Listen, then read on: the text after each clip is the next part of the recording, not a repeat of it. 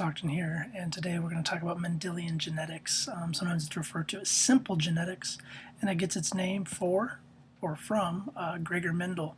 And Gregor Mendel was an Austrian monk, and he's actually given the title now of father of genetics. And so he did lots of research using a pea plant through about a 10-year period in the 1850s and 1860s, and unfortunately for him, his research kind of went unnoticed until after he died, and it was in the 1900s that he kind of got this term and is now famous.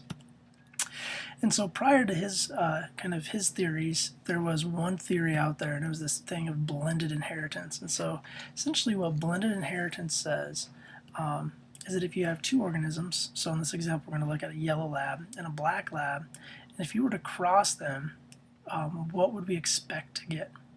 And so what they'd actually expect to get is a brown lab. Okay, and why are they expecting to get that? Well, they're expecting to get that because we're getting the blend of the white and the black. Well, we all know that in reality this doesn't happen, right? We know that white and black labs can get either white or black or brown labs, and so this true blending isn't an actuality. But at the time, it was the best that we had, and so it wasn't until Mendel's work, and really till the 1900s when it was discovered, that we threw this out. And what did we replace it with? Well, we replaced it with the particulate inheritance idea. And so Mendel said that there must be some sort of particle, okay, that is passed from one parent to the next. And so what that particle is, okay, well, we know it today to be chromosomes. Well, at the time, they weren't sure what chromosomes were, and so Mendel just called it a particle. And so on this example here, we've got a chromosome, and you can see the different alleles that are on there, the different genes that are going to be passed to the offspring.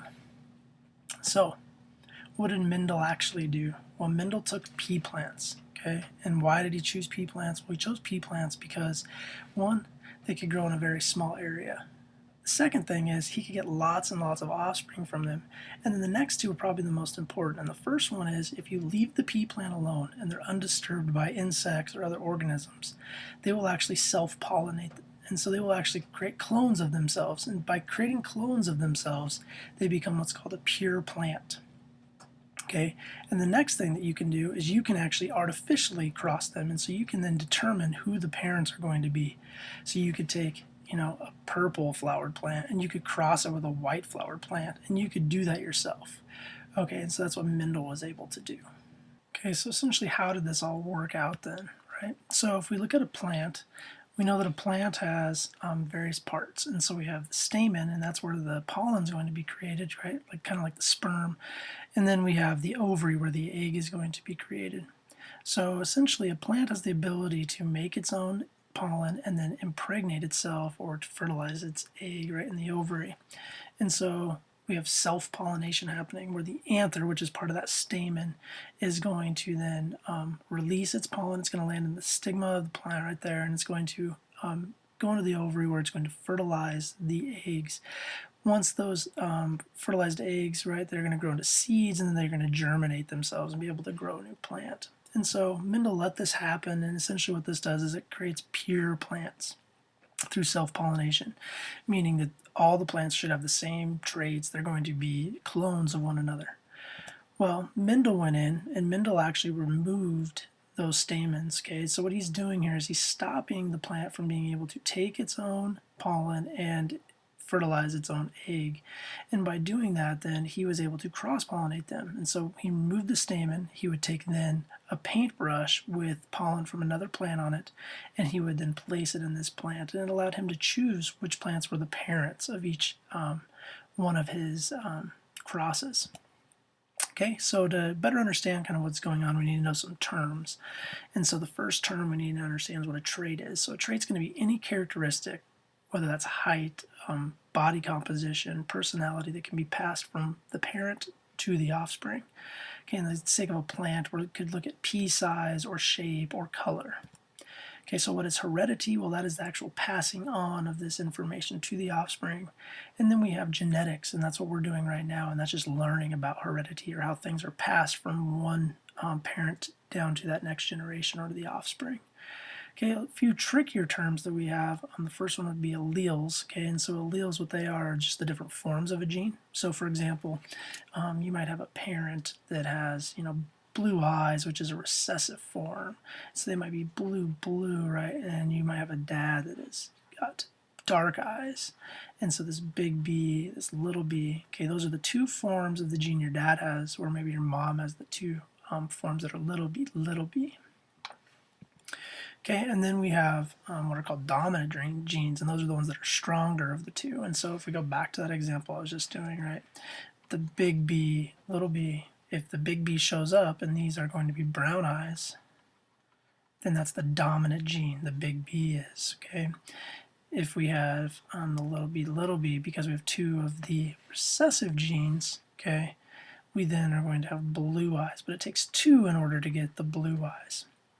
And so here we showed it with an R, big R and a little r. The thing to remember is it doesn't matter what letter we use as long as the dominant is capitalized and the recessive trait is lowercase. Okay, and then this gets us to kind of the meat and potatoes of the whole Mendelian genetics, and that's these terms genotype and phenotype. And so the genotype, okay, is going to be the actual genes. Okay, so the little r, which would be the homozygous recessive, or the heterozygous, where you have a big R, little r, or the homozygous dominant. So these are the genes, they make the genotype. Down here, the phenotype are going to be these physical characteristics that we have. So in this example, we have red and we have white, okay? And so those are the physical characteristics. So let's do a little practice with this. So, okay, so let's say we're talking about hair color. And so we're going to look at big B being for black hair color. Okay, little b, so this would be the recessive, would be for blonde hair color. So if an individual has the genotype big B, that would be representative of black. Okay, and that's here going to be the genotype. Here's the phenotype, or the physical characteristics. If we're big B, little b, okay, that would also be black. And why is it black? Well, it's black because it has one of the dominant traits. And so, again, phenotype, genotype. Little b would be blonde. And this would be, again, phenotype, the physical characteristics, the genetic characteristics. And how do we remember that? The PH for phenotype is the physical, the GN is the genetic. Okay, so by looking at pea plants, Mendel basically looked at 7 traits and came up with 3 different laws. And so the first one's this law of dominance. So for every trait, he found that one showed up more often than another trait. And so he called that the dominant trait. So here we have yellow being dominant, right?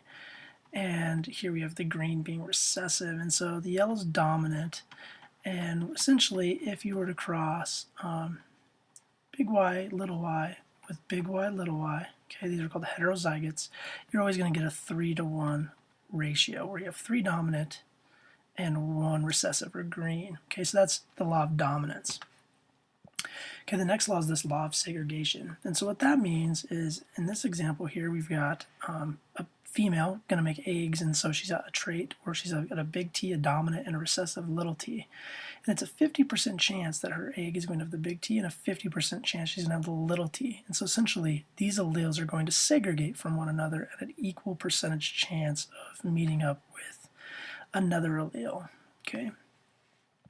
And then we have this idea of the law of independent assortment. And so for the different types of traits, okay, so in this case P, maybe height or color, they're going to segregate differently. And if we know the number of heterozygote traits, we can use a formula where we take 2 to that number to know how many gametes or different types of sperm or eggs we can create.